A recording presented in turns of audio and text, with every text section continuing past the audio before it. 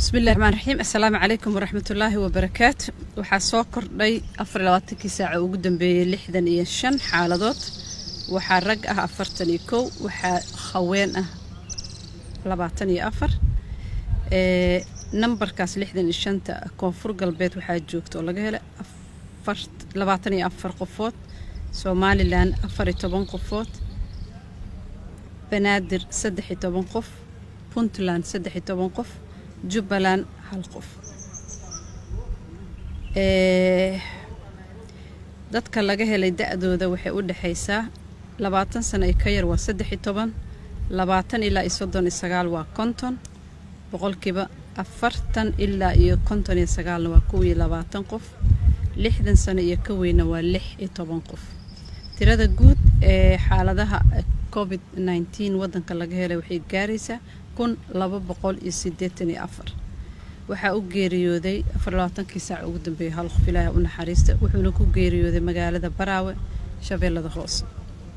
tirada guud ee dhimashada waxay gaaraysaa 53.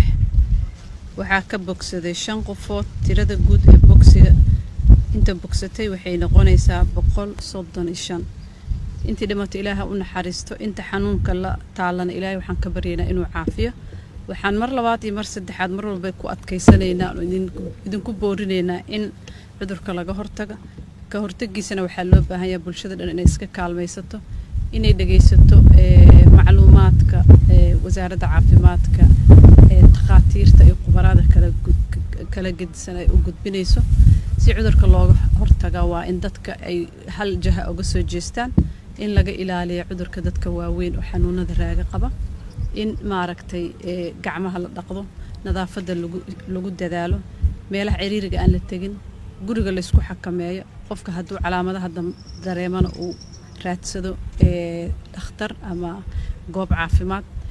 waxaa jira nambaro loogu talagalay oo free ah dadka ay wacan karaan si macluumaad badan loogu siiyo.